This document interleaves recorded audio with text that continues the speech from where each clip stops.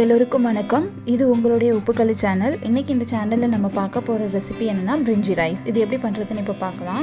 நான் ஒரு 2 class basmati rice எடுத்திருக்கேன். இதை நல்லா கழுவிட்டு தேவையான அளவு தண்ணி ஊற்றி இதை ஒரு அரை மணி நேரம் நல்லா ஊற விடலாம்.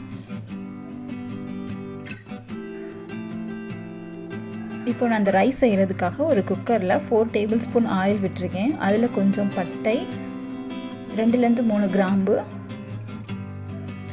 2லேருந்து 3 பிரியாணி இலை, கொஞ்சோண்டு கல்பாசி, 1 ஏலக்காய்,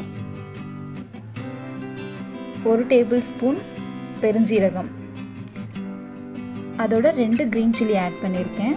இப்போ இது நல்லா பொரிஞ்சதும் இதோட ஒரு 3 பெரிய வெங்காயம் தின்னாக ஸ்லைஸ் பண்ணி நான் இதில் ஆட் பண்ணியிருக்கேன். இப்போ இதை நல்லா வதக்கிக்கிறலாம்.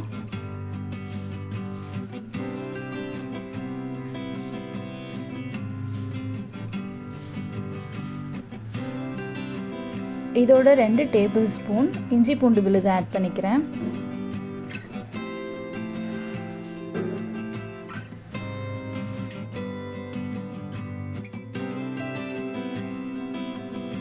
அதோட நறுக்கிய 2 தக்காளி ஆட் பண்ணியிருக்கேன்.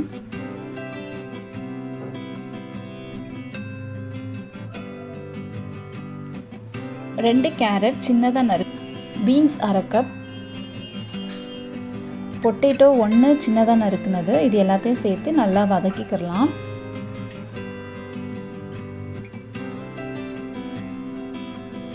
இந்த காய்கறியை நம்ம ரொம்ப குக் பண்ணணும்னு அவசியம் இல்லை, லைட்டாக குக் பண்ணால் போதும்.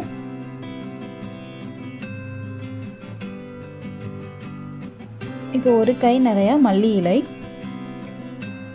ஒரு கை புதினா,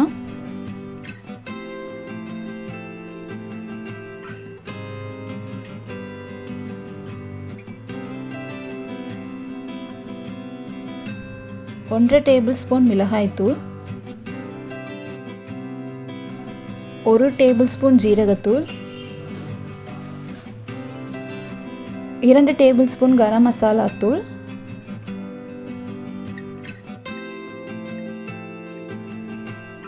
தேவையான அளவு உப்பு. இதோட 1/2 கப் பச்சை பட்டாணி இதோட சேர்த்துருக்கேன்.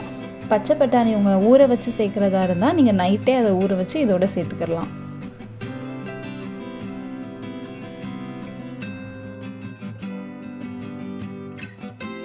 இப்போ இதை மூட வச்சு ஒரு 10 நிமிஷம் இதை நல்லா வேக விடலாம்.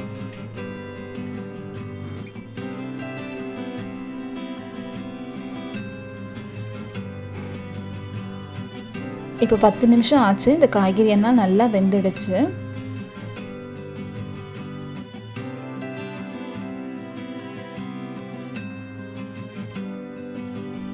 இப்போ இதில் 1 கிளாஸ் தேங்காய் பால் சேர்த்துக்கிறேன். இப்போ நான் 2 டம்ளர் ரைஸ் எடுத்துருக்கறனால 2 டம்ளர் தண்ணியும் 1 டம்ளர் தேங்காய் பாலும் சேர்த்துருக்கேன். அதாவது 2 டம்ளருக்கு 3 டம்ளர் தண்ணி.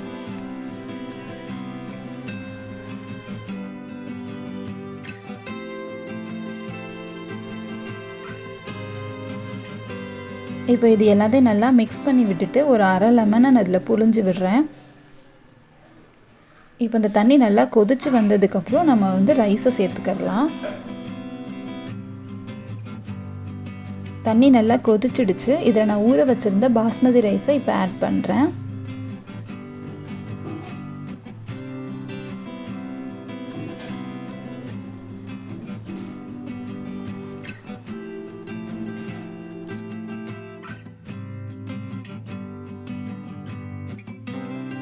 கடைசியாக இதில் 2 டேபிள் ஸ்பூன் நெய் விடுறேன். எல்லாத்தையும் நல்லா மிக்ஸ் பண்ணிவிட்டு நம்ம குக்கரை மூடிட்டு லோ ஃப்ளேமில் ஒரு விசில் வைக்கலாம். இதே நேரத்தில் நம்ம இப்போ பிரெட் ரெடி பண்ணிடலாம்.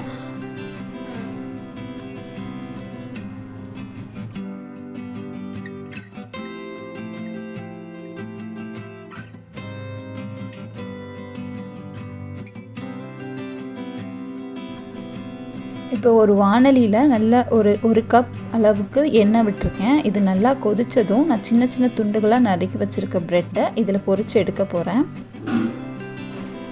இதை பொரிக்கும் போது ரொம்ப நேரம் இந்த ப்ரெட்டை போட்டால் ப்ரெட்டு நல்லா கருகிடும். அதனால உடனே போட்டுட்டு ஒரு 2 மினிட்ஸில் இதை ஃப்ரை பண்ணி எடுத்துடணும்.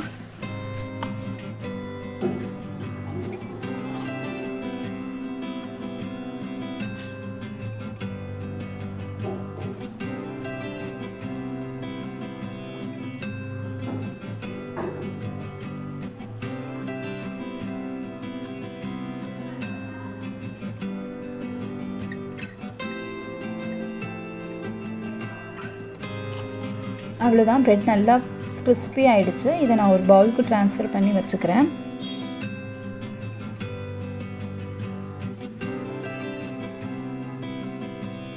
இப்போ வந்து நம்ம குக்கரில் வச்சுருந்த ரைஸ் நல்லா ரெடி ஆகிடுச்சு.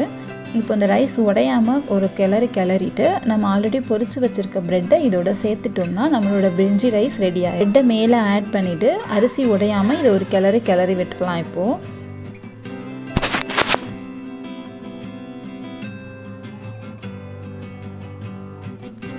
அவ்வளோதாங்க, நம்மளுடைய பிரிஞ்சி ரைஸ் ரெடி ஆயிடுச்சு. இந்த ரெசிபி உங்கள் எல்லாத்துக்கும் பிடிச்சிருக்குன்னு நினைக்கிறேன். இதை நீங்களும் ட்ரை பண்ணி பாருங்கள். தேங்க்ஸ் ஃபார் வாட்சிங். மறக்காமல் சேனலுக்கு சப்ஸ்கிரைப் பண்ணுங்கள். இந்த மாதிரி நிறையா வீடியோஸ் உங்களுக்காக காத்துக்கிட்டு இருக்கு. தேங்க்யூ.